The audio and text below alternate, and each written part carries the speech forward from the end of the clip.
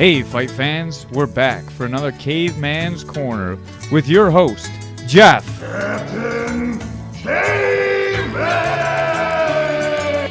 Dens. And that's how you do an intro, Ray. I got Ray doing his intros, and he just sucks at it. I don't know what's going on with Eris, but he's like, Jeff, Dens! And then he just messes it up every time. Today I got with me, I got Matt Flores. Yeah. Thanks for having me. Flores family. You know, we're in the house. Coach Caveman, WNYMMA is here. Thanks for having me. Anytime, man. I got Doug Lanphere. Same thing Matt said. All right. Doug's not even sweating. It's the first time I've seen him not sweating. Give it time. All right. It's a little hot in here. We can turn up the heat for you. Matt's chugging on that pink energy drink. Looks a little gay over there, but that's all right. Yeah, you said I was going to get it anyway. Yeah, I know. I bought it for you, too, so it's all right. Hey, I thanks. set you up. Thank you. Doug's got his beers over there. Southern Tier IPA. Southern Tier. All right. Okay. Nicole said you drank some fancy beers, so I didn't know what to get you, or I would have got you some beers. Oh, no, it's no problem. All right, so I got you guys in, and like the whole world's collapsing today. We got Rex Ryan fired. You got any takes on that? I mean, I kind of was all for it in the beginning. I thought that we needed to clean up. I was a little upset. I'm a big Bills fan, and I'm hoping to make the playoffs before I die. I'm one of those guys. I mean, me and my son talk about it. I tell him that he's going to be able to see it, not me. But, hey, maybe this is a good move. Maybe this is, eye-opener for everyone on the team, What about you, Doug? I'm just glad I'm on the other side of the room because I'm a Dallas fan. What? Oh. We stuck Doug all the way on the other side of the room next to the mic Mickey broke, so. Oh, thanks. At least you're not sitting in the poop chair. I'm going to stand for No, that's the poop chair, the one with the broken mic, because that's where Mickey Take was. my stuff off that Yeah. thing. The other thing that happened today is Princess Leia died. Yeah, I saw that. What about that, Doug? I bring you in, and the world's collapsing. You picked a hell of a day. I know. I think one of our students is a big fan, and he came in. He was a little upset. Creighton? Yeah, I know. Crouton. Yeah, he Buddy was sad. Crouton, yeah. They could probably CGI her. They didn't. They did in the last movie. Yeah, there you go. All right, well, I brought you guys in and talk about. Well, first of all, I think we should definitely, if we get rid of Rex Ryan, we should cut Whaley too and just start all the way over again. I like that. Man, see, Whaley's just a joke. Yeah. But let's get into like what I brought you guys into for jiu-jitsu. So first of all, we got Doug over in the corner. He's kind of in the corner over here, but really in the gym, he's with all the girls, so that's kind of like the best spot to be, I guess. How did you? Not just the girls. How did you get in charge of running the women's program over there? Val, I don't know how to say her last name. Aspis? Ass-peas. Sure, that. No, Aspas, but I call her ass-peas. No, Val started that program, maybe 3-4 years ago. And then when she left to Japan, I ended up taking it over in the interim. And then she came back, took it back. And then when she left WNYMMA, it just kind of got handed to me. Yeah, you're kind of like a big bearded guy to be running a women's class. Do you have any problem with like scaring the women away? Probably, but they don't tell me that. Yeah. Did Dub like try and make you shave your beard? No. He's like, when I took over to kids class, he's like, you should probably shave your beard. I think you should definitely shave your beard if I gotta shave my beard. And yet neither of us have shaved. I shaved, remember? Oh, yeah, you did. Yeah, and then I just let it grow in, and he hasn't said anything since. I mean, there's a couple pictures out there floating around with you Yeah. short hair. Oh, my phone actually beeped. I always make fun of Ray for this, and mine's the one that did it. But it's the 716 podcast, guys, so we're all right. Cool. All right. Do you think you could beat Val in a grappling match? No comment. No comment. How about an MMA fight? I haven't done any striking in probably 6 years, so no. Oh, all right. I had Val over for Christmas. She came over and brought me some cookies, so I promised her that I'd bring it up and make it really awkward for you.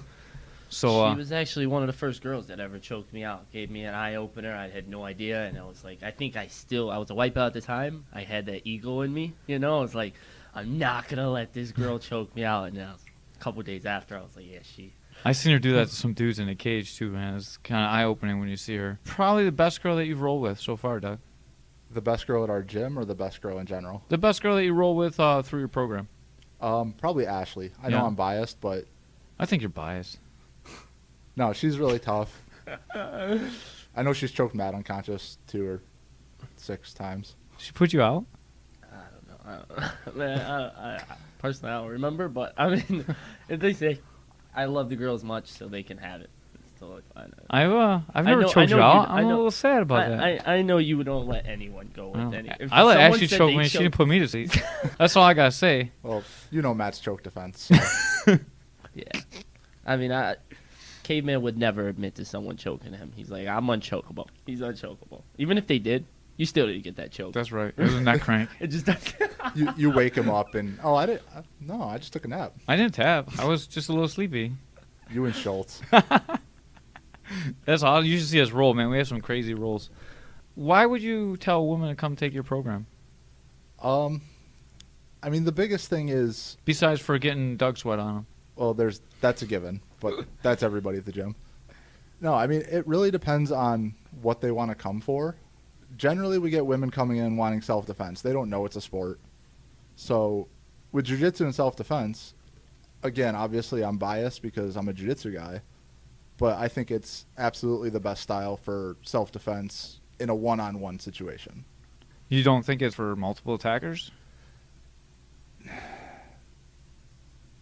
It's up there. It's tough, though. Multiple attackers, I don't think any hand-to-hand self-defense system is going to be great.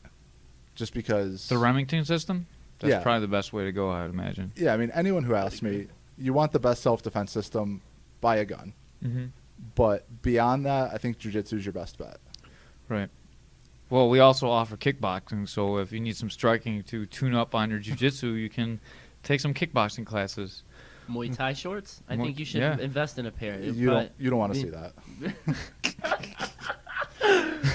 So, go ahead. I was going to say I retired my Valley Tudo shorts for the same reason. Oh, my God. You had tight, like really tight ones? I have the old school Valley Tudo Oh, my God. shorts. You got to wear those in the gym one day. We're going to post a picture of that. That would be the best. I think I got told not to wear those anymore. Scaring all the girls out of the gym? No, that was even pre-women's. Oh, Jesus. So, what makes the women's only jiu-jitsu program like something special? You see a lot of programs like people say like, why is there only women's only? Why can't men be in it? Why do women need their own special class? What's the benefits and what's the well, go with the benefits first. Let's go with the benefits first. And you know, it's going to sound weird coming from me because it's kind of my program at this point, even though I didn't start it. I'm not necessarily in favor of women's only programs. I'm really not. I treat that class the exact same way I treat the fundamentals class or the same way I teach the all levels classes. I don't. So you treat them like jerks? Yeah, I yell at them. I threaten to kick them. No, I don't treat it any differently. The biggest benefit, at least in our school, is it's a small class. It's usually 4, maybe 6, 7 on a big day. So Right. I can really personalize the instruction, get into the nitty gritty. Where with a fundamentals class that's 20 guys, or guys and women, I can't go into the same amount of detail with each person because I just don't have the time. So what would be a detriment to being in a women's only class? That goes back to what your goals are. If your goals are competition, there really is no detriment. If your goals are self-defense, our typical female students, what, Matt, maybe, average size, 130, 140 pounds. Yeah. You're probably not going to be attacked by somebody that size. It's probably going to be somebody my size. Yeah. Unless it's Flores. I mean, he's creepy, but Yeah, I can be. I think that's the No way, dude, Matt. How many haircuts a week do you You're get, right. Matt? I have to be honest here. What I do is I get a haircut and then I get shaped up. So that's probably why it kind of seems like I get hair, 2 haircuts in 1 week. Matt But it is Flores' bad, hair I just- game is always on point. I just like to kind of stay fresh. I don't think I got a haircut this year. I think you got like 3 this week. All right, let's stop interrupting Doug. Go back to Doug. I don't even remember what I was saying. You're saying how sexy Matt is, and that's what Matt. made me think about his hair. That's why you guys made me sit over here, right? That's why. No, really, what was I saying? I don't remember. 130-pound girls Yeah. are getting attacked. Like, you're probably not going to be attacked by somebody small. It's probably going to be somebody bigger, stronger. My size or bigger. I'm like 200 pounds.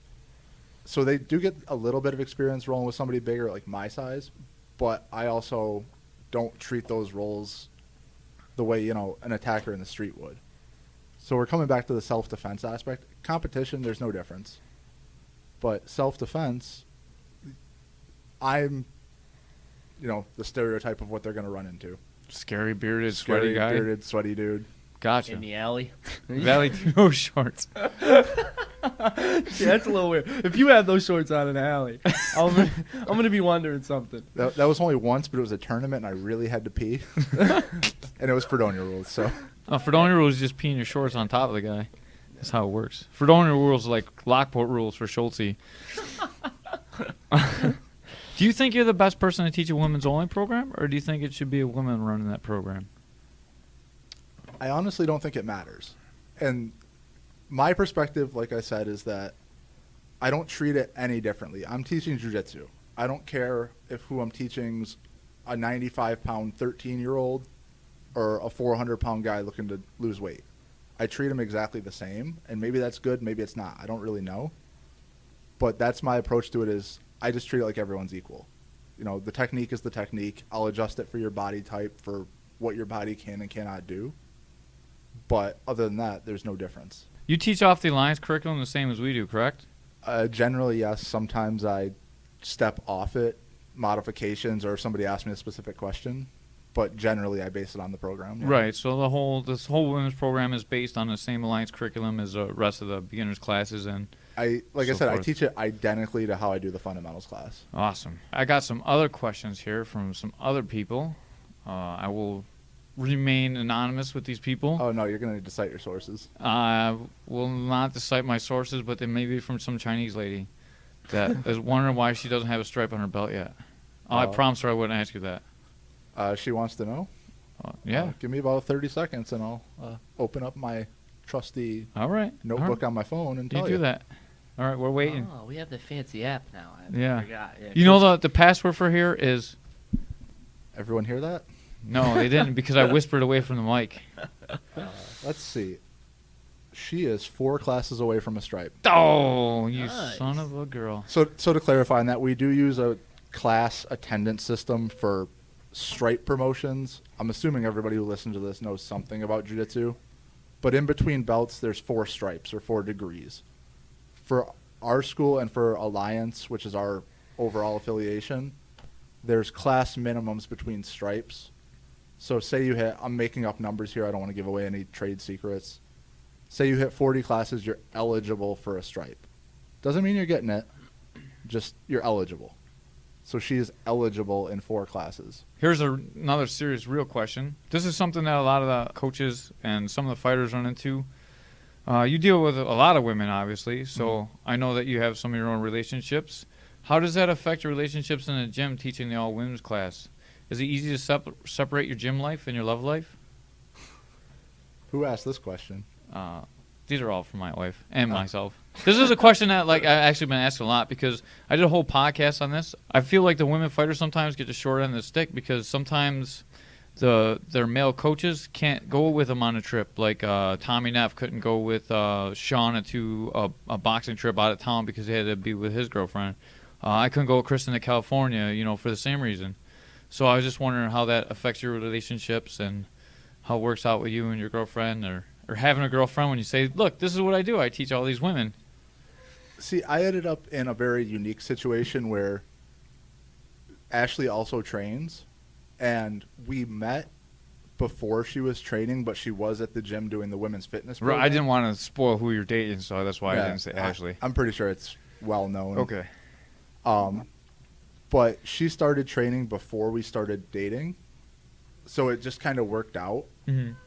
And because of that, coaching or going out, she understands the jiu-jitsu, I don't like to say lifestyle, but the lifestyle that I'm at the gym 5-6 days a week, that I'm traveling for seminars and tournaments. A lot of women aren't going to understand that because that is a huge commitment of your time, 5-6 days a week. I'm sure Matt runs into the same thing. When we get to you, we're going to talk about that too.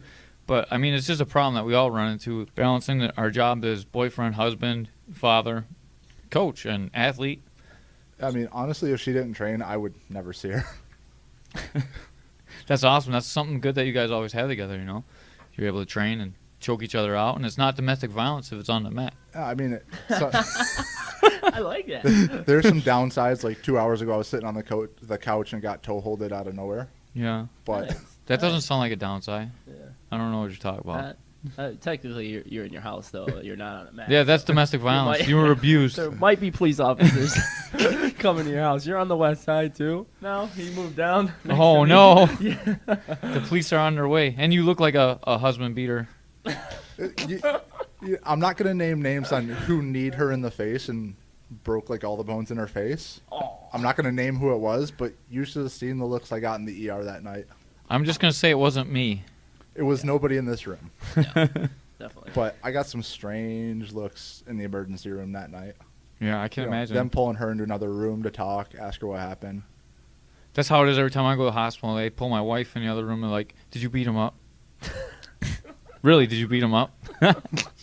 One other thing we can touch on. You have your own YouTube channel and you've been posting some videos. There's a very handsome fellow in your latest instructional video. You want to tell us a little bit about your instructional videos? I started it like a year-ish ago. I've been very sporadic. Sporadic is a word. There's like 6 of them. I'm a little disappointed. It got into my head that who's going to watch a purple belt teach? I want to do more now that I'm a little higher ranked. Mm-hmm. But my 2 most popular videos have the 2 guys in this room as my demo dummies. Nice. It's Very handsome nice. and ugly. Very nice. But I'm not telling who's who. So I'm kind of famous, really. You're trying to tell me. You are in my most famous video, yeah. Oh, okay. All right. I do remember. It was a while ago. It was like a year ago. Do you remember what you were doing? Yeah, side control pressure. That's the same thing got me with. That's I- not cool. I You did- just like to smash the kids' He tries- coaches. Yeah. Yeah, No. I did the revamp on Jeff. Okay. I just Kinda laughed at his sucks, pressure. Yeah. It wasn't Oh, yeah? too bad. No? Yeah. I was being nice. He was being pretty nice. Not like usual. No. He didn't even sweat my eye one time the whole. He The tries to tap me with that stuff. You know, he really tries to really You apply some pressure. you tap. Matt's a little softer. I know you tap. Matt's a small guy though. He's like 120. What do you weigh, Matt? Yeah, almost 145. What do you compete at though? 141. Oh, I thought you competed at 30 something. I'm trying to get up a little bit. I Yeah. gotta get some weight on me. Yeah, you gotta hit the gym with me. Yeah. I'm gonna join the gym soon Yeah. for this fight. What's your end goal about Brazilian Jiu-Jitsu? At this point, for me, teaching is my priority. I compete once in a while, but it's not really my thing. The only reason I compete is because I don't think it's fair to say, hey, go and do this when I'm not willing to do it myself. For a guy that doesn't compete, you got a pretty big tournament win. You want to talk about that? Which, are you referring to Norman? Yeah. I knew he was going to pull guard. I like footlocks. So I was looking for it and hit it. That was like the worst story ever. Yeah. He didn't give his name. That went really. Yeah, I Yeah. had a victim. Yeah. And he didn't come out I alive. broke his foot off. Yeah. It was revenge. He triangled me in the gi division. Pretty embarrassingly. So when it came time for no gi, I knew what he was going to do, and it was right into my strength. Oh, so it was a competition where it had 2 divisions? Yeah, he beat me in gi. I beat him in no gi. Okay, cool. And then I will say he pulled out of the absolute. Who won the Battle of Beers in the Absolute? The audience. I choked that out. Hey, you've been training since I was like 4, so That's Oh, true. Nice. I just had to bring it I up had no because idea you guys went against each other. Doug tried to choke me. Buffalo Classic? Yeah, and then he got Nice. tired because he was choking me really hard. Were you still purple belt at the time? Yeah. yeah, I think Yeah. we were both They purple. were both purple. Nice. Yeah, we're the only ones in the division Okay. because Norman pulled out, so we had to choke each other. Nice. Yeah. I like it. I like how you guys just went at it. Yeah. Didn't waste it. Some people kind of. Yeah, Doug choked me, wow, and then he right. just got tired and he gave up easy. Well, Nice, that's when I didn't know you don't tap the chokes. He was squeezing hard. It was good. I tell everyone I think that his carotid arteries run down the back of his neck. Like, I've gotten some really deep chokes into Coach Caveman. He's kind of sitting there laughing at me a little bit. So. There's a couple I know guys. he's not normal. Couple guys just don't tap the chokes. Him, Schultz. That's about it. That's about, I was waiting, everyone for else. the rest of it. I had to think, and I'm like, no, everybody else taps. All right, let's move on to Matt Flores. Matt, All right. how did you get in charge of the kids club? Well, I started doing the kids program after, I want to say, the first Buffalo Classic. It was in a different place. It wasn't in Buffalo Riverworks. It was a different place off of Walden. And I started there. Dub wanted to get into it, wanted to start a kids class. It used to be a Taekwondo. Taekwondo. I love how you say that. Slash something. You know, he kind of the guy from the YMCA was teaching, but you know, I they just remembered that. they started a small program. I started The helping guy with out. like the porno website. Yeah, he's a weird guy. He had a surfing video. Yeah. Do you remember that? He used to JJ? pop up. Yeah, he Yeah. was doing sprawls on a surfboard. We went to a shooting range, and you're only supposed to shoot one at a time. We were like, bah, bah, bah, bah, bah, bah, bah, bah, bah, with his 22. It was crazy. Get out of here. Yeah, and they almost tossed him out. That's Yeah. funny. I just remember his business cards for massages. Yeah. Oh my god. Oh, he had a lot going on. I think Yeah. he used to burn people for a living at somewhere. But The BDSM kind of thing. yeah, You got to it was elaborate weird. on that. It was weird. No, it was weird. I don't know. I don't know really what. I think he just kind of worked at the graveyard doing stuff, you know. So. Oh, like burning people. Yes. Like Oh yeah. Oh, yeah. like cremation. Yes. Yeah. Yeah. I was thinking like hot wax. I Yeah. don't know what was going on. Yeah, I went somewhere else with that. Like I knew it was weird, but But you know, we started that, and I you know, created a real big love for jiu-jitsu and teaching it after, you know, seeing it that it changed the whole persona of my son, and, you know, giving him the confidence that it did. And, you know, I fell in love with jiu-jitsu. I remember the first day, like, in a basement, seeing my brother throw an armbar on somebody. I was like, what the hell was that? You know, it's like I needed to, you know, really get into it. But So you didn't even see it on TV. It was kind of a family thing. yeah, family thing. He got me into it. Oh, yeah, we seen Hoist Gracie. I knew, like, what jiu-jitsu was, but I didn't know all about it. You know, I knew the concept of getting someone on the ground and submitting them, but I didn't know that there was a whole lot, you know, based off it. I didn't know. So I got introduced to it. My brother signed me up. Said, Jose? Yeah, he signed me up out of nowhere. White belt Came- Jose? White belt Jose. He signed you up? Yeah, for, Jose's forever actually, white belt. Yeah, Jose's been training for about 7 years now. It's crazy. Really? How long he's been a real, you know, white belt. So it's crazy. You know, 7 years. He we were talking the other day. He was reading the class. He's like, I got more classes than anyone.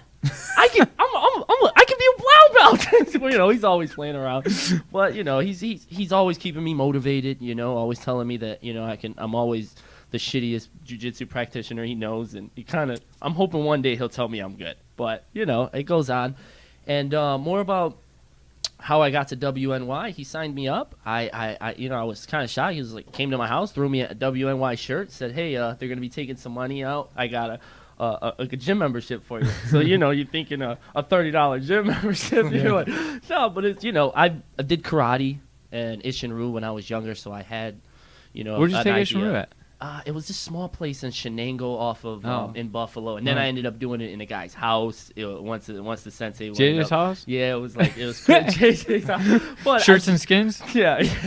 Well, you know, we used to battle with the Taekwondo guys down the street. Is that why you It give your was- back up so It much? was maybe. Me? You know, Oh, man. That. Yeah. maybe. But like I said, we got onto that. But I got to WNY.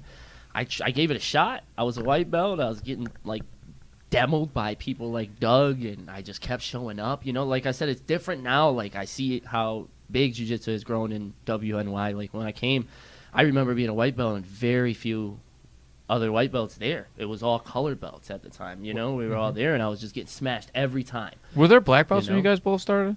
In the area? When I started, I think Chuck had just gotten his black belt. Dub was a purple belt. Matt, I think, was a purple belt, and that was it.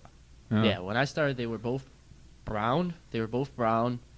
And it was a while before they got their black. But Yeah, when I started, man, there wasn't even blue belts around. You see a blue belt, you're like, holy fuck, it's a blue belt. Let's go train with them. Even man. when I started, a purple belt was like a unicorn. Yeah. yeah, It just didn't exist. well, yeah. Ever since then, I've been hooked. I've been doing a kids program with Coach Jeff. It kind of what happened was I was doing it with Bio in the beginning. Bio is a purple belt out of Western New York as well. I guess they had some sort of a fallout, and he went his way. Dub decided to bring Coach Caveman in as the head instructor of the kids.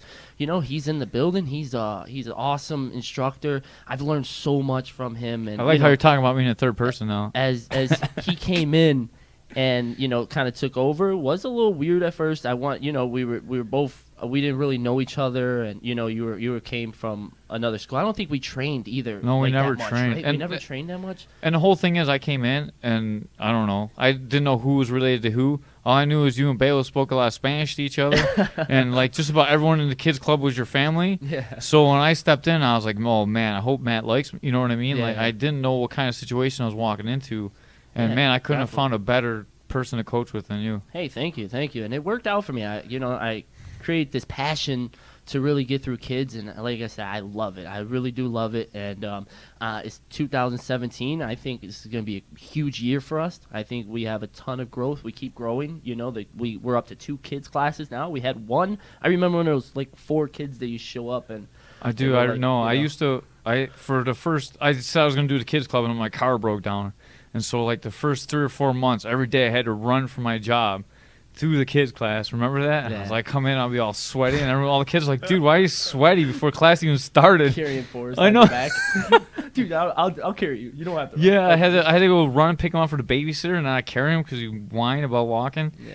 Oh my God, it was crazy. It's been a pleasure. Like I said, I can't wait to see what takes off from here, and you know, as part as you know, trying to get things going as far as bullying, and I really want to pressure that as self-defense. You know, really want to keep an eye on things like that with the students, and you know, we've been having a lot of success stories. So I think we're doing something what right. ages do you guys take in the kids class? Kids class. Even though I know the answer, not the viewers do. Hey, it's good for them to know. We do anywhere from now. We just opened up. We're just recently. I'm kind of working with 3 to 5 year olds now. We're just opened up to the littler kids. It's a little tough. Their attention span is really, really small. It's a little tough. But I discovered that if we keep them busy, keep them playing the games, and it works out that way. Yeah, I really like it too. But our older kids classes from 8 to, I say we can, go up to 13, and then they start moving over. You would say probably 13. They're probably moving over. 12 years old, 13. I think you should start rolling with adults a little bit. Some of them are jumping over to Dougie's class. I was just going to ask that. Maybe you guys know. I don't.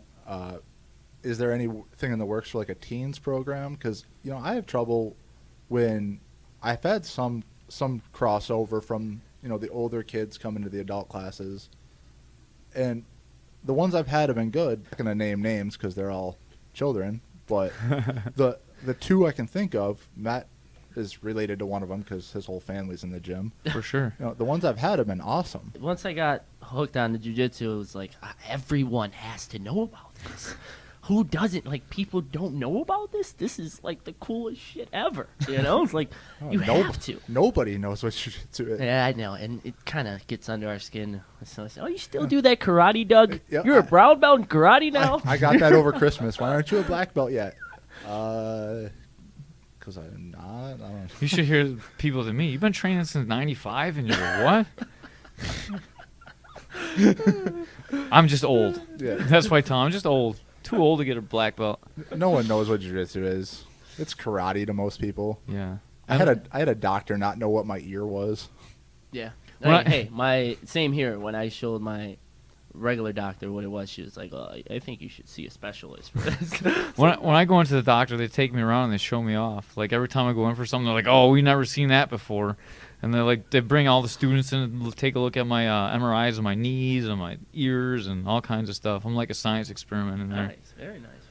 So how is it training with your whole family over at Western New York? Is it awkward at times, or is it pretty all right, or how's it going? No, I know you got nephews, nieces, son, everything. Yeah.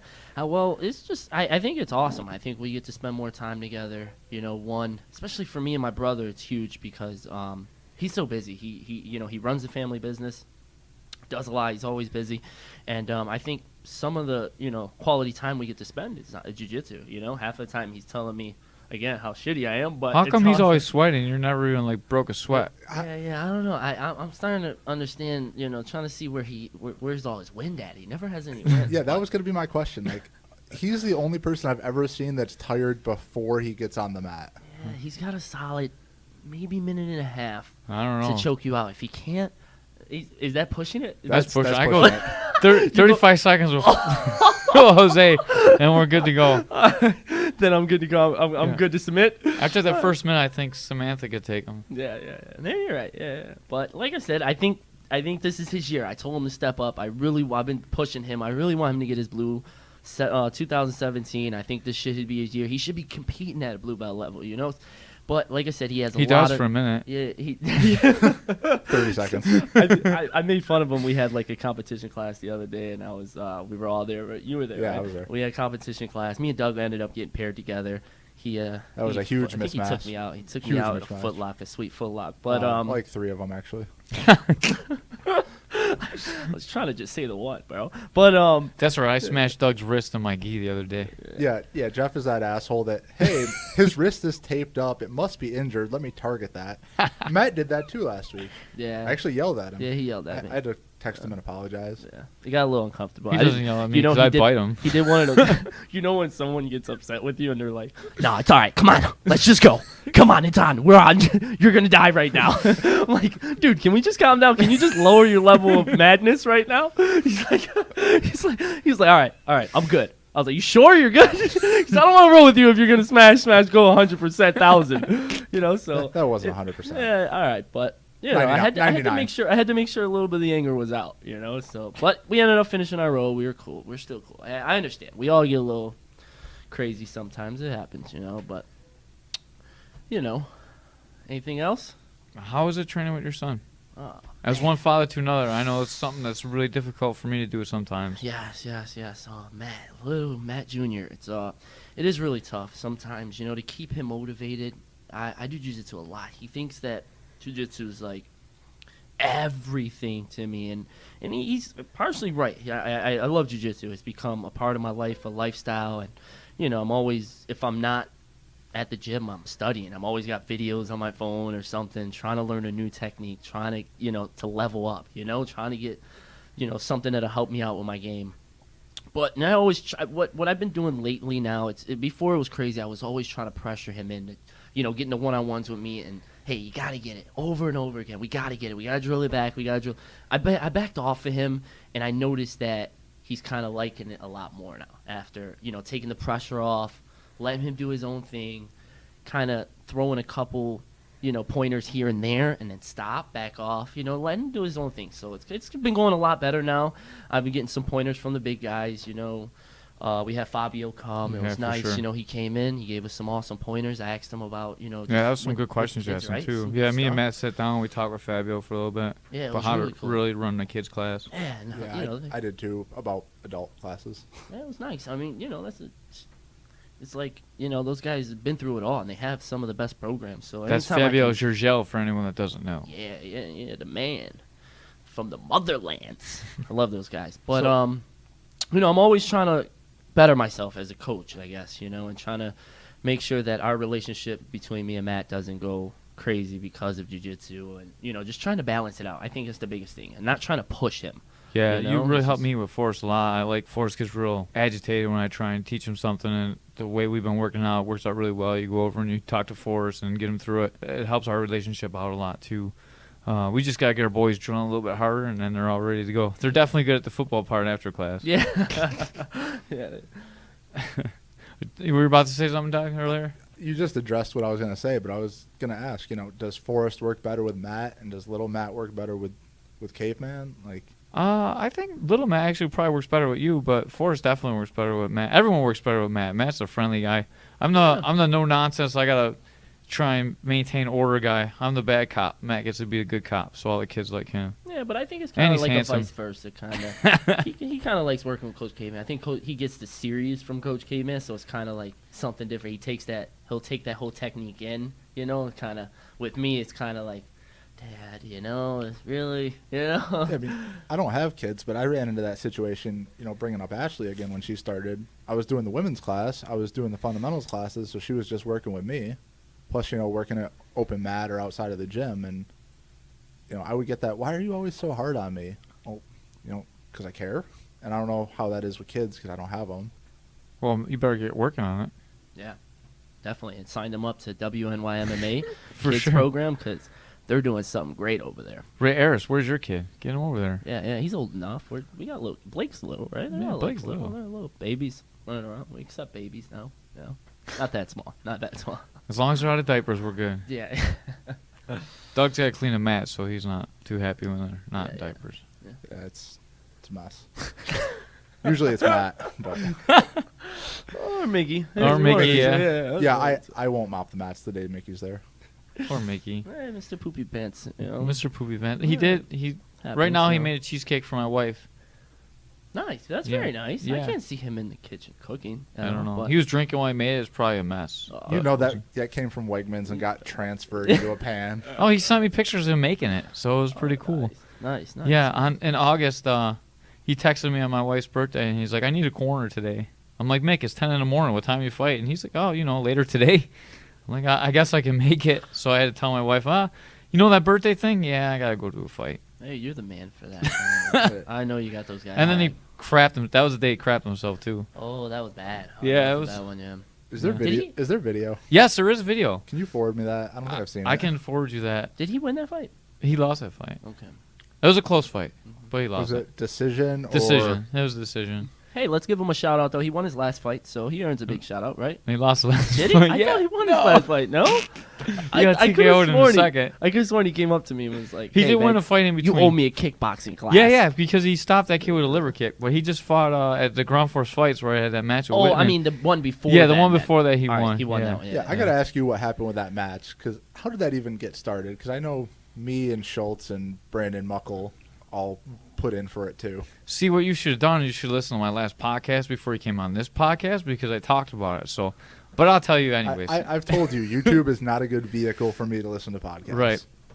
So, anyways, I showed up there, and Whitman had a grappling match scheduled with some random person. I don't even know who it was, actually. Oh, I heard he went against some beast. And instead.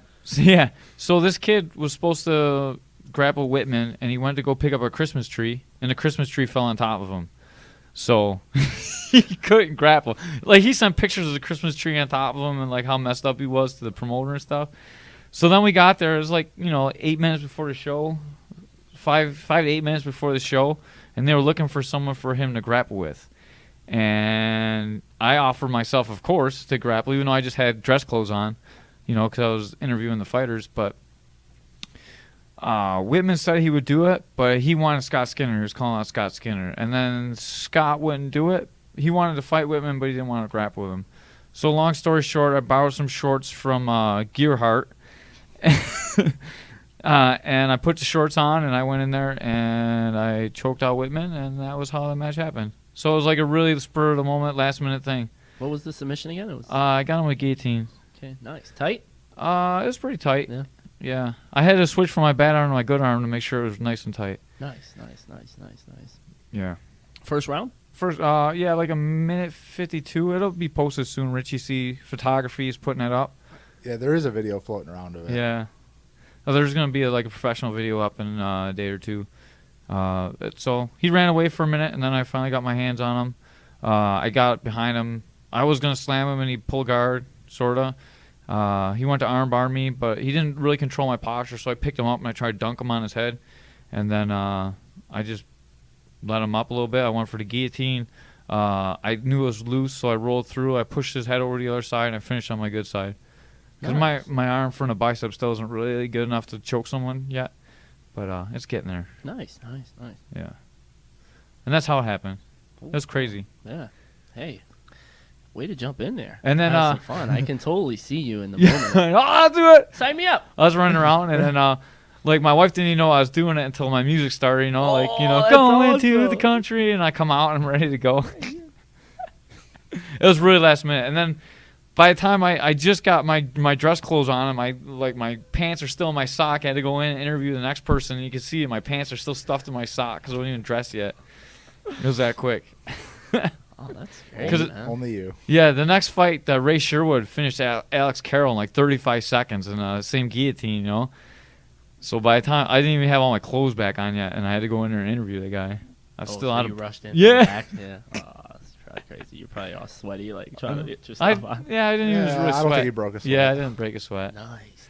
So that was that story. Cool. I think you and Whitman would be a good match too. Define good match. It'd be weird. I'd love to see it actually. Like grappling or MMA? Yeah, no, like grappling. Oh, okay. I mean, does he train anywhere? I'm not sure. Didn't he train at WNY? Yeah, he was at. for a little. Yeah, bit? he was at Victory before that. He came to WNY for a little bit. I know he trains with some dude. I don't know, like if they have a real school or they just train in a garage or what they do. Actually, Is he ranked anything at all? I heard he was a blue belt, but I don't know for sure. It doesn't I- seem like it. He wasn't a blue belt when he was at WNY. Yeah, I just remember him as white. Yeah, he trains with De Palma, but De Palma doesn't have any ranking either. So Yeah, I don't even know who that is. yeah, he beat up Piccolo. He's a MMA fighter too. I mean, them guys can scrap for sure. Cool. Speaking about scraps, what do you guys think about the UFC coming up? You're gonna need to read that card off to me. Oh, I looked at it earlier today, but I don't remember it. all right. We'll start with the end of the preliminaries, and it's going to be Johnny Hendricks against Neil Magny. Johnny Hendricks is a plus 100. Neil Magny is a minus 120. So if you bet $100, you'd win 120 on Neil Magny, and if you bet $100, you win take $100 to win $100 on Hendricks. I've always personally liked Hendricks, but he just hasn't been fighting well the last, I don't know, year and a half. Magny's got about 7 inches reach on him. He's a really tall African American gentleman. I know Definitely got who some hands. Magny is. Oh, okay. What I don't know is how's his takedown defense. Hendricks should be able to take him down if he's got wind, but I don't know. He's looked kind of sloppy in the last little bit. Yeah, didn't he miss weight in his last? They both have a hard time making the weight, so it'll be interesting to see how the weigh-ins turn out too. Magny missed weight last time, and Hendricks did too. I got to go Magny. All right. What do you think, Mr. Flores? I'm gonna have to agree with him. I like Magny, and I like his whole style and everything. So Yeah, I got Magny too. so he might take this one. I think Hendricks is washed up. He's talking about retiring. Oh, once you do that, you're done. Yeah, and that's the so talk. Once you hear that This talk, might be the last one for yeah, him. he said if he loses this fight, it should be the end for him. Once that word creeps in your head, you're done. Yeah, he's talking about going back to being more athletic though. So we'll see what kind of fighter comes out. Next fight, Louis Smokey against Ray Borg. I don't even know who two of those guys Yeah, are. I was gonna say let me pull a quarter Those out and guys. flip it. I don't know. Borg is a little bit better grappler. Smoka is definitely the better striker. I will take the grappler. All right. What do you think? Tell you the truth, I have no idea who those guys are. I couldn't even tell you if I can. All right. Well, I'm going to take the favor. I'm going to take Ray Borg. He's definitely inconsistent, but I think he's a better athlete. I think we're going to come out on top. Cool. Next fight, Dong Hung Kim, everyone's favorite guy, against Tarek Staffordine. Yeah. Hold on. Who's the other guy? Terrace? Staffordine, yeah. I don't know him, but I know. It's Korean Zombie. Yeah, I like him. He's a wild boy. Yeah, he's a favorite. Yeah. It's minus 140 to 120. Tarek's got really good wrestling, decent hands. It should be a good I was gonna matchup. say I was gonna take Tarek. I think he's the underdog, right? Yeah, he's Yeah, underdog. I don't know. It's gonna be a tough one. That's gonna be a nice one. That's gonna be a nice one to watch. Yeah, I What's think that? Is that the third one? Is that gonna be the? that's the second fight Second on the fight? main card. The Hendricks fight actually got pushed to preliminary card. Oh, okay. So he's the finals of the preliminary, so that'd be the last fight on FX. Okay. Or nice. Fox Sports 1. Thank you. Jesus Christ. It's all right. You don't do this as a job or anything. No, I'm totally amateur. So who do you got, Matt? Putting you on the spot. $5,000 we're betting on this. Hold on. What's the odds again? Dong Hum Kim, the Korean Zombie, is minus 140, so he's a pretty big favorite over Tarek Staffordine. Yeah, I'm gonna have to go with him. Dong Hum Kim. 'Cause I've seen Him, I'm fight. picking him. I've never seen the other guy fight, so Yeah. I can't really. Dong Hum Kim, I'm going to take the favorite, too. You got to go with Korean Zombie, man. It's hard to pick against that guy. He's Yeah. always fighting the night. Yeah. I'm still gonna go Tarek. All right. I think if he can put the Zombie on the ground, it's gonna be a rough night. I think he can. I think he can do it every round, too. If he can put him on the ground, have we really seen Kim's ground game? I've seen him scramble the feet a lot. I haven't seen him do much jiu-jitsu on the ground. I know he's really good at popping up on the fence.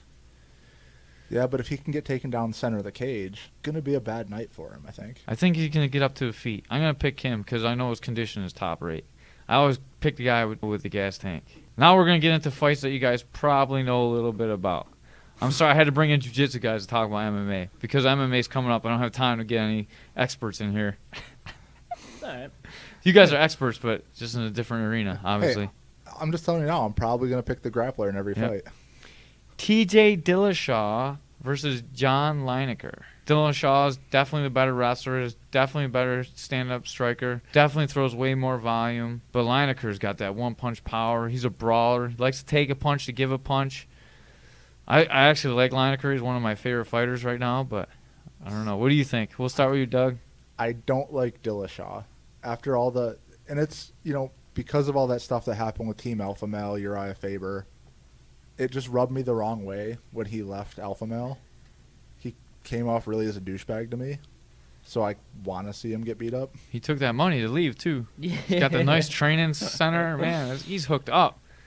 His wife's beautiful. That's why he had to go get money for the girl. You know how it goes. I can't blame him for that. I think he just handled it wrong. I think Dillashaw, if he can get him, get him a good takedown, he can ground and pound this guy, He might be able to do it. Yeah, Lineker's so big and strong, though, man. Has he been finished? Lineker? Yeah. I don't think so. I can look it up. I don't think he's been finished yet. I can't remember him ever being finished. Me either. I heard that, Doug. Yeah, that was my elbow on the mic. Oh, he got submitted before. How long ago? 2012. Yeah, he's been fighting in UFC for 4 years already. What do you think? I gotta go Dillashaw. Dillashaw's footwork's too good. I think he's gonna tear him apart on the feet. But Lineker, man, I love that guy. He's one of my favorite guys right now. Awesome. I still got to pick against him, though. So I got Dillashaw for this one. He's a huge favorite, too. I'll be the outcast and take Lineker. All right. Nice. That's not a bad choice. I mean, man, he can stop anybody. Jesus Christ. What were the odds on that again? Plus 200 for Lineker. So if you bet 100, you win 200. TJ Dillashaw, you have to bet 240 to win 100. Hey, Matt, you want in on this? No, I'm not a big fan of gambling, but because I always lose. Never win. That's what I'm hoping for. So If you always lose, we I'd should probably definitely be lose. gambling more. Yeah. Do You you know- gamble? Do you try to gamble on fights? I At least. gamble with the coaches. Oh, nice. I don't gamble at Vegas or anything. Oh, okay. Yeah. I have a 8-0 streak going on this year. The only bet I've ever lost so far is betting on mitts takedowns. Okay. On Morgan Cavanaugh. Dub, not Doug here, but Dub, the owner of the gym, Okay. bet me $10 that Morgan couldn't take a guy down in 30 seconds, and he took him down like 14. But he told Morgan about it, and then he gave him the $10, so I don't think that was very fair. Oh, nice. So this was his last guy? He took him No, down? this was a long time. Oh. This was like last year. I haven't lost a bet this year. Okay. this was in the gym on like a Tuesday. No, it was an MMA fight, and it counted. I've been betting Ray. Ray still owes me some money. Yeah. Tommy Neff owes me some money still. Eric Herbert's paid up. Dub's paid up. So we're good to go. Oh, yeah, a long list of Yeah, hitters victims, there, man. huh? Yeah. You don't want to bet against me about UFC. But Nice. me and Doug might get one in. Yeah. We'll talk off mic. All right. Off mic. No, it's good on mic so we can have records of what we bet. Yeah. No, I don't want that in case I Nope. lose. So what's your final pick? Lineker and Dillashaw, Matt. I'm going to have to go with Dillashaw. Okay. I agree with All right, you. Two on that. Dillashaws against Lineker. Yeah. All right. My pick for fight tonight, Dominic Cruz against Cody Garbrandt. I have no idea. This is such, in my opinion, it's such an evenly matched fight. The odds are minus 215 for Cruz, plus 178 for Garbrandt. So if you're a big fan of gambling, Cody's the bet to take. If you think it's pretty even, that's a pretty good odds. They are good odds. What do they weigh at? They're little dudes. Yeah, they're 35. This is for the 135-pound 135. title, so 5 rounds. Those guys are crazy, man. This is your weight class, man. Yeah, that's crazy. These are the guys you'd be fighting They against. go to war. Yeah. What do you think, Doug? It's 5 rounds, right? 5 rounds. I think we're not going to see a finish. I don't think this is probably going to the decision too, I think. If it's going to decision, it's going to be Cruz. Yeah. I got to take Cruz just because it's going to go to a decision, and it's hard to win a title by decision. What do you think, Matt? I have to agree with. I like Cruz. I think I have to agree with him. I think it's going to go all the way. I think they always do. It's like it's tough, man, for those guys to finish. I met Cody Garbrandt at Pinnacle Fights. He was in the same locker room as me. Oh, nice. So I hung out with him for a little bit. I mean, he didn't know who I was. I didn't really know who he was at the time. You know, he wasn't in UFC yet. But he was super relaxed. He definitely came in from Alpha Male. You know, he got a nice, expensive suit on like Solomon does all the time.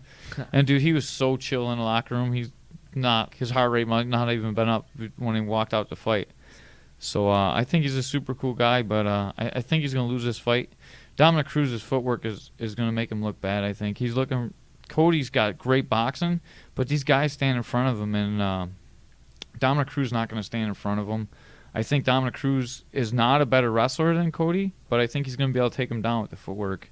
I don't think Cody's going to know what hit him for a first round or two till he gets that timing. I think he tests Cruz's chin a little bit, but Cruz is showing he's got a chin. I mean, that Dillashaw fight, man, he ate some big shots. You never see him get hit, but he ate them shots from Dillashaw, and he kept going. And right now he's on a streak, man. He hasn't lost. Yeah, it's hard to pick against a guy like that. Nice. So that'd be a good one. That's going to be a good one. We could bet that one at odds, Doug. I'm still, I don't know. I guess I'm so unsure with this fight. I think it's going to be Cruz just because it's going to go to decision. I really don't see a finish. Gambrin can finish him, man, if he gets his hands on him. I don't know. I think it's an even fight. Maybe I'm wrong. Maybe it's going to be an ass whooping in half a round, but I'm thinking it's a decision that Cruz wins by being the belt holder. All right. Cool. So we're all going on Cruz on that one. Main event. Now that we lost Verdum and Velasquez, which would have been a killer fight. Who do you have in that fight? Even though it's not going on. I always take Verdum. Yeah. Yeah. We think so too. Agree. I like Yeah? Verdum. Yeah. Really? Yeah. Man. I think Velasquez might take this one. Oh yeah. If they fought, I don't know. I can't go against Verdum. Yeah, he's hard to pick against on the ground, but he's been like crazy on the feet lately. He was the flying kick, right? Yeah. I don't know. I think Velasquez would school him on the feet a little bit now. For a long time, Verdum was getting better every fight on the stand-up. In the last couple of fights, he's looked crazy. Think it's gonna be tough to get him down? To get who down? Verdum? Yeah. I think Verdum would just I think sit Verdum down. wants to go Yeah. down. I don't think Velasquez wants to put him there, but He's one of the unspoken jiu-jitsu legends in MMA right now. I think he probably has the best bottom game in heavyweight history. Yeah. For sure. Verdum's one of the best jiu-jitsu guys in MMA right now. And people sleep on him. I know. Dude, he tapped Fedor when Fedor was still somebody. That's Pretty a big scary. Deal. Yeah. So you guys both pick Verdum? Yeah. I would pick Velasquez. Right. I wish we could make that bet. Velasquez would definitely take him down. Mm-hmm. Okay, take Verdum down. That's not where you want to be with him. Yeah. Or you're going to keep it standing, and Verdum can't take him down. Yeah, Beat but the shit out of him. he'll just sit down, Yeah. like you said. Don't make him stand up, though. You can't do that in MMA. It's not grappling. Didn't Ryan Hall prove you can do that? Yeah, sorta. He Hold just on. kind of dove So you underneath. can't stand. You can't just fall to your feet. As long as I mean, you're fall rolling your towards your legs, I guess it's okay. Like Ryan Hall. Yeah, Ryan Hall's, I love watching him fight because it's so unorthodox. He's like, I'm going to roll for your feet, see what happens. Yeah. Have you ever seen Ryan Hall fight in the UFC, Matt? I have not. You should go home and YouTube that. Was it Because- awesome stuff? You'll Does he like it display because you'd jujitsu? probably laugh at. Sometimes. He does a lot of failed Imanari rolls, Oh, okay.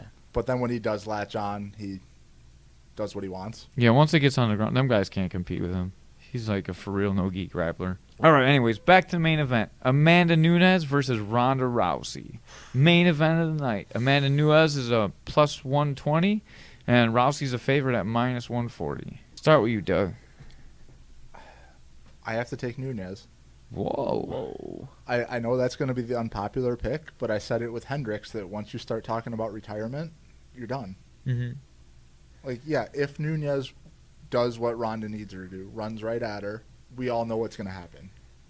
But if she can keep her distance and not run into a throw, I think it's her fight to lose. I think this is one we made bet on. Go ahead, Matt. Your turn. I think if she can stay on the feet with Rousey and bring the hands to her, she might have a chance. It's a throw up. But I think if Ronda can get a hold of this girl and really, start applying her judo game, I think she might have a chance. I don't think I don't see her scrambling with Ronda. With Ronda. I just can't see her scrambling. Them keeping judo up. guys are so strong all the time. Oh, Like, Jow. Jesus God. Christ. Man. I feel like, he's insane on the feet. Mm-hmm. It's just that trick that they move you side to side when they get it. That's sweet. But I'm gonna take Ronda on this. I think Ronda got this. I think this is gonna be her year, her comeback. She has to show out. So I'm gonna have to go with her on this one. What team is Nunes out of again? AMA. She's at AMA Fight Club. And trains at AMA Masters. Dan Miller's there. Is that the Miller Brothers gym? Yeah. So that's the camp they're from. How about you? What do you think? I think Amanda Nunes is built like a dude. Dude, she is fucking jacked. Yeah, oh my she's god, dude, her shoulders are probably bigger than Dougie's over there. Yeah. Well, I got, when I was younger, one of my bosses where I worked in college told me I had prom dress shoulders. I think Nunes, she's a vicious striker. She's always coming forward. She's really aggressive. She has shown that she runs out of gas a little bit, I think, at times, though. So I think this is like the perfect matchup for Ronda right now. I think this girl is going to come forward. I think Ronda's going to come forward like she does. I think they're going to clash. Man, Nunes likes to clinch, and that's not a good place to That's be not where you want to be. for Ronda. So if she tries to counter-strike at Ronda, I think that's not really her game. I think Ronda's going to be able to get inside and to clinch. And I think once they're clinched up, she's going to be able to put this fight on the floor. I don't think Nunes is going to be able to hold her off, although she is fucking strong like a dude, man. Yeah, I feel like I think she might pop high at I the was end gonna of say, this fight. Is she going to pull a cyborg and piss a little hot I don't know. She before looks like or it. after this fight? She's going to be fighting with Rousey in the clinch a lot of this fight. And I think she's going to get tired. And I think by the second round, Rousey's going to be able to put her down and finish her. Do you think Ronda's going to try to prove her boxing, though? I know she's been posting a lot of videos working on her hands. I don't think as soon as Amanda Nunes hits her, she's going to even think that she wants to try her boxing, dude. That girl hits like a truck. Holm has great angles, and she plays the outside game, and it's like the horrible matchup for Rousey, you know. You don't see Ronda Rousey saying she wants a rematch with Holm, but she's not afraid to take this fight because this girl comes forward. She doesn't make the angles. That's what Ronda doesn't do well with, the movement, getting outside. I think this is like a perfect matchup for her to come back to, and I think that's why one of the reasons why she wants this fight so bad is she can come back and she can win the title and maybe retire with the title. That's my 2 cents. Nice. I think that at times she's gonna bully Rousey, and I think it's just gonna be her just reacting to that, So I'm gonna have to take her though. Still, I think Ronda Rousey got this. All right, so you want to put a bet on this one down? When was... I'm mixing up my timelines. When was Ronda's last fight? It was... Like a year ago. A year, Holm knocked her that's out. a lot of time, Yeah. right? A lot of time off. Was Yeah. it only a year? I feel like it was longer. It was a little bit longer than a year, but not much longer.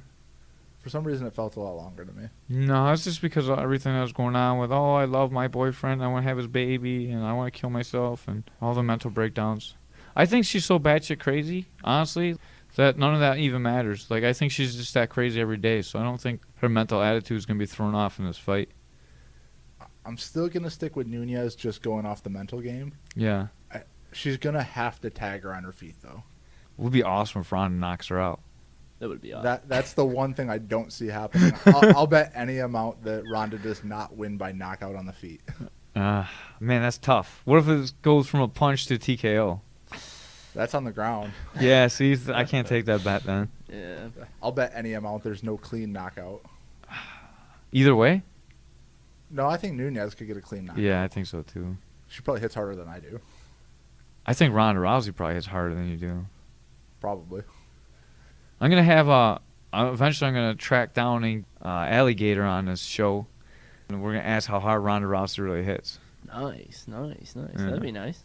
Someone that actually took a slug. Yeah, and I'm going to ask her if Ronda Rousey really smells.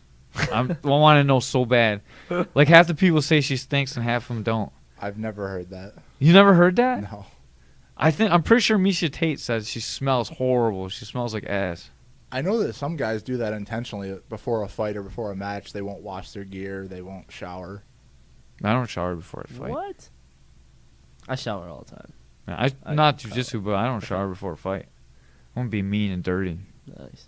Yeah. Tricks of the trade, I It's guess. all those right. dirty tricks. Guys that shave their head like a day before tournament. Oh, I do that. I shave my legs before I fight too.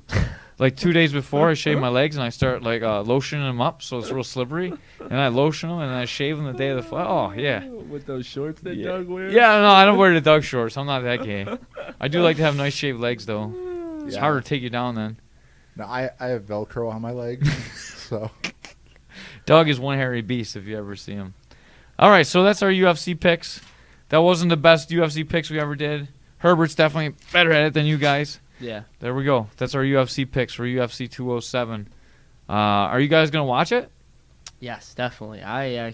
My present was, I I got one of those boxes for Christmas. That was Are you pretty talking cool. about a legal box? We do have a lot of police officers No, listening no, to the no, show, it's so not maybe you illegal. should. It's not illegal, but I got my whole pay-per-view package and Uh-huh. everything all set up. So now I'm excited. I'm really excited. Just watching at home. I usually just go over to my brother's or something, but now I'm sitting at home. So I get home late from work, so it works out perfect. I'm excited about this one. Awesome. What about you, Doug? I'll be going over to Matt's to watch it. Oh. Thanks for the invite. All right. It's on a Friday instead of Saturday, so it's not New Year's Eve. It's Friday at 10 o'clock. I like that. I'll definitely be watching it. Yes, I get out early. I'll be out 6 o'clock on Yeah? Fridays. I'm not going to miss it. I want to see the Hendricks fight. I want to see if he's retired or not. Yes. All right. So I got a couple more questions for you guys, and then I'll let you out of here. We got a couple more minutes before we got hard stop anyways, because we got the 716 guys coming in the Fan Doozy Studios in balmy Buffalo, New York. Oh, nice. Yeah, because it's beautiful out, right? Like 33 degrees.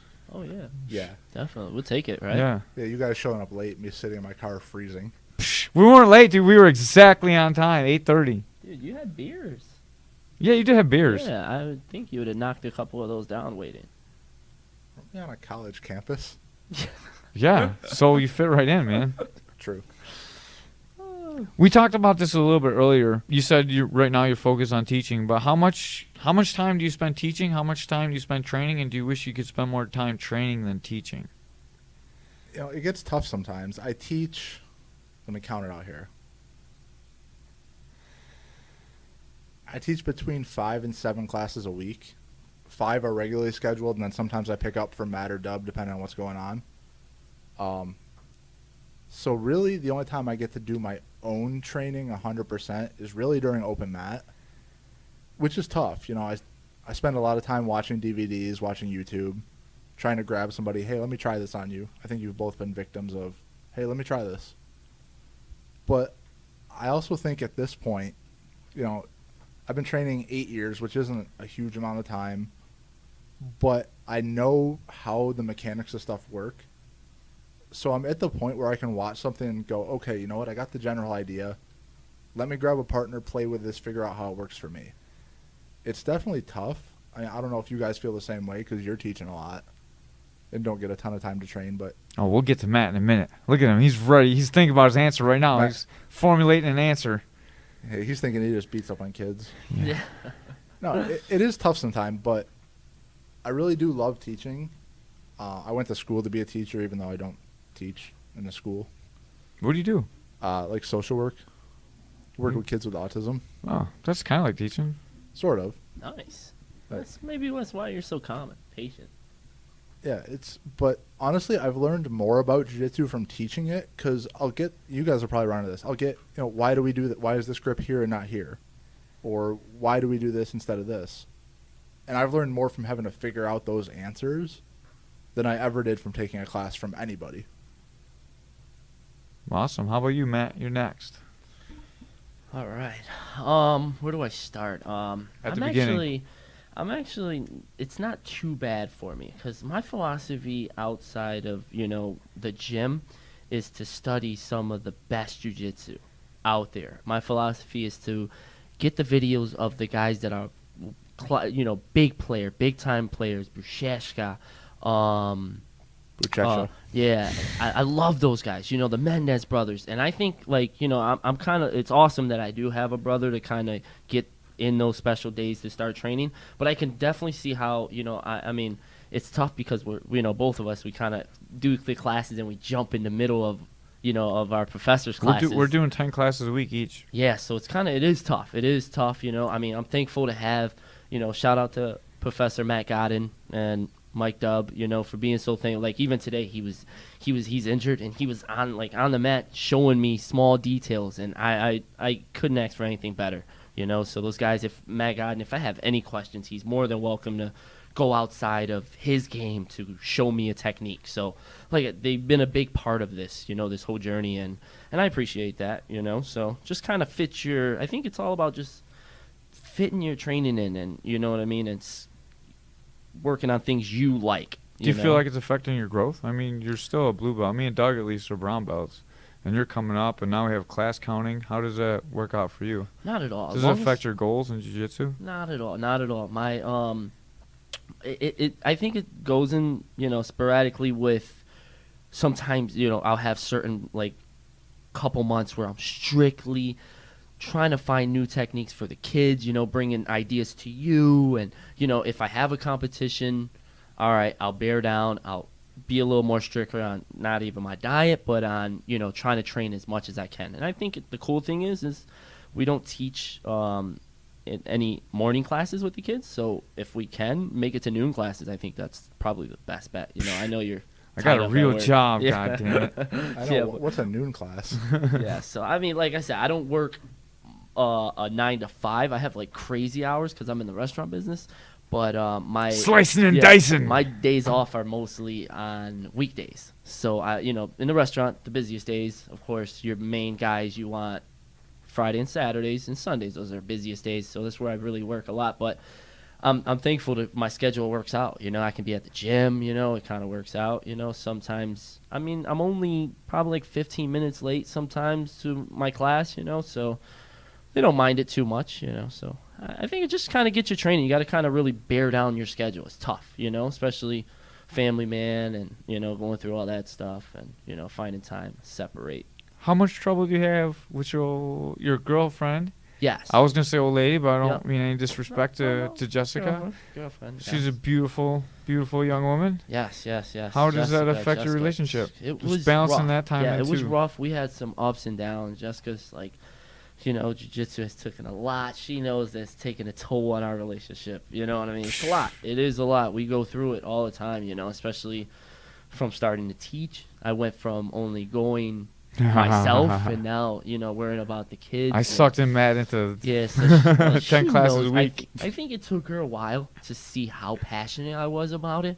And now it's kind of like, all right, I'm going to support you. I know you want to do this. When are we getting her in the gi?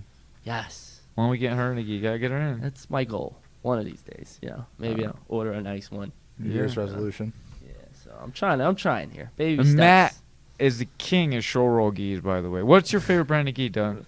For me, I don't like show your roll. There's a lot of gis I don't like because I have a weird build where I have super long limbs. The only gi brand I found that fits me right is tatami. So that's what I primarily own. Matt's got the size that fits into everything. You like show roll? Show roll all Yeah. day. Yeah, show your rolls are a t-shirt on me. Yeah.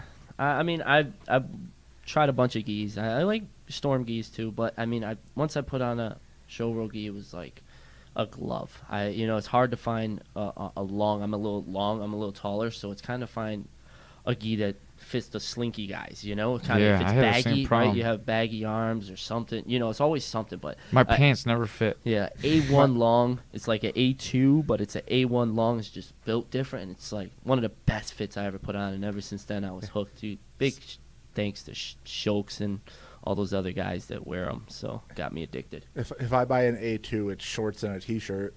And if I buy an A3, it's the right length, but you could fit another person inside the jacket. Yeah, that's how it's tough for me. I gotta buy like mismatch. I need like We got Ashley A2 on the top. team, though. Ashley's now on the team. She's liking the show roll. She's got a couple now, right? Yeah, Yeah, I didn't condone that. I'm gonna have to splurge and get one. And I gotta get some patches. Doug's gonna be spending some Yeah. money now on those for her. So For me, training's tough too. 10 classes a week. That's a lot of work to put in. On top of like trying to train, because I'm trying to get back in the cage in February, so it's been a struggle. But we make it work pretty good. oh, And, man, I just I wanna- applaud you on the Yeah. things that you do. It's impossible to do some of the stuff you do. I mean, especially with all the MMA guys, you like to spread your time out. It's Yeah. so crazy. And I do this. and I see it. I'm firsthand, and I see it all the time. When you get in, boom, it just starts. Your day starts. You're here, there. I could see people trying to pull you off the mat. You're like, hey, dude, it's 8 o'clock at night. Can you hold pads for me? I gotta get home to my kids. Yeah, most days I leave the house at like 6:15 in the morning, man. And a lot of days I don't even have time to go home. You see me running from work all the time, man, just because I get stuck there late. So I'm coming in, and then I'm stuck at the gym till like 10 o'clock sometimes. Yeah. It's long days. I have that question for you, Jeff. Jesus Christ, I'm the host, but go ahead. Hey, it's very one-sided on the other side of the room. We're jiu-jitsu guys. Yeah. Where do you stand on the whole gi versus no gi thing being an MMA fighter? Where I know I'm 95% gi. I only really do no gi when I'm teaching it. Matt really never does no gi. To be honest, I think it's two totally different sports. I think no-gi and gi are kind of a separate sport. No-gi is definitely more athleticism involved. Gi is definitely more technical. But when you add punching into no-gi, it completely changes it again. So are you asking... Like, so, as an MMA fighter, where do you prioritize your training? To be honest with you, for straight-up jiu-jitsu training, I think the gi is the most important for developing technique. Roll with Coach Matt, right? Yeah, roll coat match. You got to put your gi on. And then if you want a challenge, come over to the other side. To the no-gi side with the sweaty Doug guy? I rarely do no-gi. When I do, it's a slip and slide wherever I roll. I don't like no-gi for training MMA without punching. I feel like it teaches me to do different postures and different grips that I would not normally do in no-gi. When I have a fight coming, I like to train all my jiu-jitsu in the gi, and I like to do all my MMA like grappling training with gloves on in the no-gi environment. But I don't like to mix like just straight up no-gi grappling in the mix. That's how I feel about it. I'm a big fan of no-gi. I like it. I like I said, we don't really have that many classes for it. I think we might have a couple classes in. I just really don't have the chance to really train no-gi or kind of prefer gi, but You've think been when ducking I did, me at no-gi fight team lately. Yeah, I just want to say that. You've been you come up to me bloody and look like scary sometimes. But I like it. I remember when we first opened, we had a couple no-gi classes, and I probably was Thursday really- night with Pat Max right now. I felt great, stamina-wise was like expanded right away. I felt really, really good. Quicker, a lot faster, scrambling, moving. I think it upped my game a lot. Now I can feel it. Like when I go back to no-gi, I'm like, just techniques that you have to memorize. It's a different game plan. The one counterpoint I can give to that, at least from my experience, and you guys know I train in the gi 95% of the time or more. But my biggest competition success has been no-gi. I don't know where that comes from. Maybe I'm just more technical because I do gi a lot. But where do you guys think about that? I think I had more success in no-gi, obviously. I honestly think gi jiu-jitsu makes you a better player. You develop grips. If you can submit somebody in a gi, you can submit somebody without a gi is how I really feel. But I think if you can control a guy with a gi and you can hold a position, you can definitely do it in no-gi. And I think when you take the gi off, all you lose is your grips, but you still have the jiu-jitsu. When you add the grips when you go from no-gi to gi, it's a totally different world because there are all the grips you need to understand. You need to know how to break the grips. You need to know how to use the grips effectively. You need to know how to use the lapel, defend the lapel choke. When you take the gi off, it's just you don't have anything to grab, and it's still the same jiu-jitsu, I think. Can I ask a question? I guess. All right. I'll get both sides from both of you guys to see how you guys feel about this. But how do you guys feel about a lower ranked belt tapping out a higher ranked belt, as far as that, and the reaction of that higher ranked belt? The whole deal there. How do you guys feel about that? Do you feel like you guys should let it go? Let that guy, give him the congrats that he should have, good job, hey, boom, boom. Or you feel like you should kind of... Go ahead, Doug. You can start with that. Right. You know what I'm talking about here, though, yeah, right? Because so, I know this is something that comes up a lot, and a lot of especially people in the gym, people in the gym and stuff like that, and even in other gyms, this comes up a lot, Yeah, I mean, I've run into that a lot. I feel like I have double pressure because not only am I a brown belt, but I'm also an instructor, so I always have that target on my back.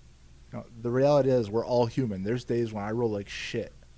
There's days, my body's beat up. I'm not mentally there. I tap all the time to blue belts, to purple belts, occasionally to white belts. And honestly, I don't care. Maybe it's a day where I'm beat up. Maybe it's a day where I'm trying new shit and I don't know it well yet and I screw up. Maybe it's just a day where, you've caught me, Matt. You're a blue belt. You've tapped me. And honestly, I don't care.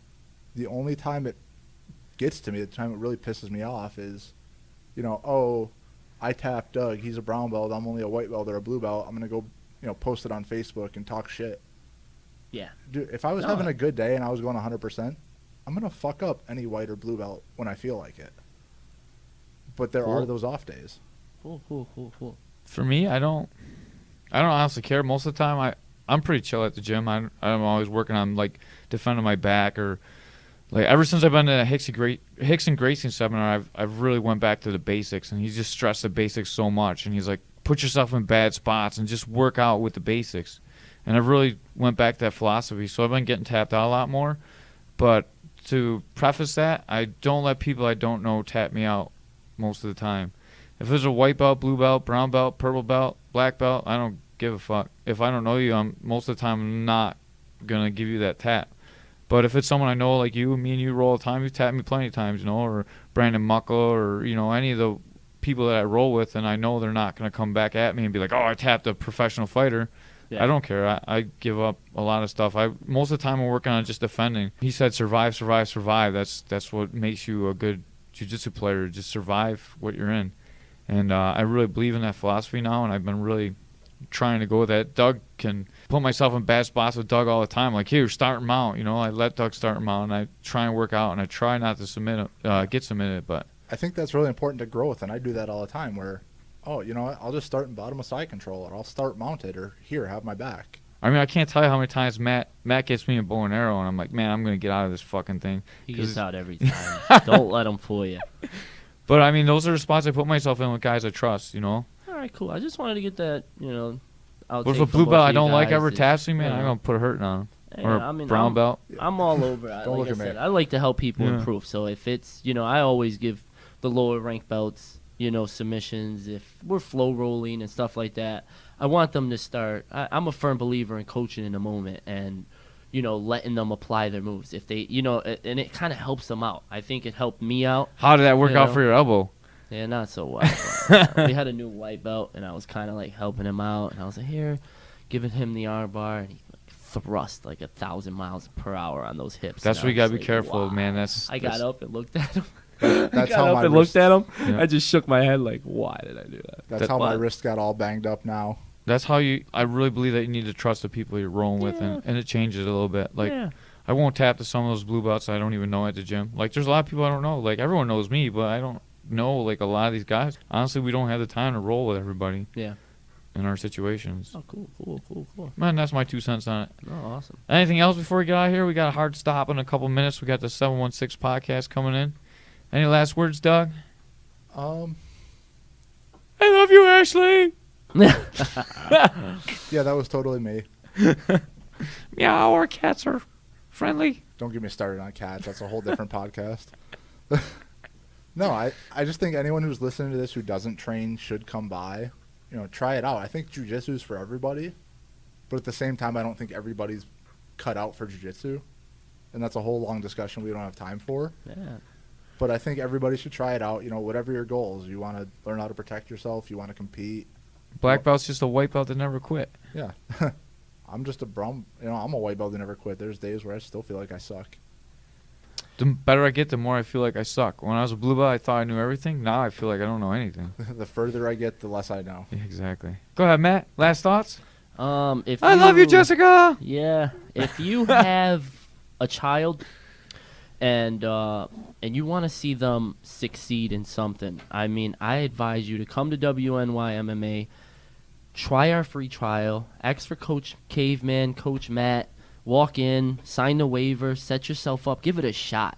You're going to love it. The way we have everything set up, it's just me and Coach Caveman break everything down, and I'm excited for this year coming up, and I think that, we always ask we want our children to be safe. Like I always tell people, we send our kids to play basketball down the street, you want to know and feel so confident that your kid is going to come back in one piece and, and safe the whole time. So I think jiu-jitsu is going to do that for your child. So if you got time, come and check us out. And thank you for having me, Coach Caveman. For sure. Appreciate it. It's a pleasure to work with you day-to-day basis. And, now we have gotten so much closer. We became true friends, and I feel like, we kind of... Am I friendly enough to come over for UFC?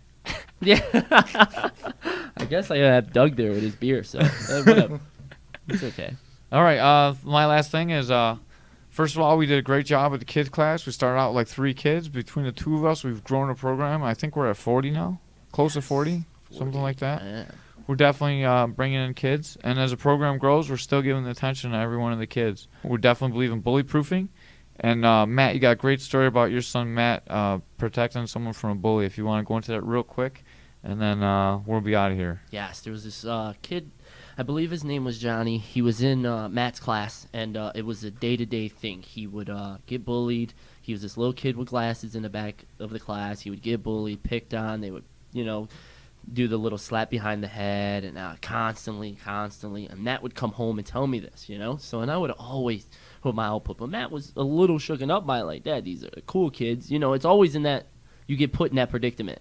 Like, oh, the cool kids are doing this, but it takes that guy, that one dude, to stand up and say, dude, leave him alone. You know what I mean? And I constantly put that into Matt's head, like, dude, bullying is not cool at all. I've seen it. I went to, poverty school, and it was just bad. I've seen it a lot. It happened, And, like I said, maybe I would have addressed it different if I knew jiu-jitsu at the time, And I just think that, once again, this is the best thing, and it helped him out. And he went up to the kid, made friends with him.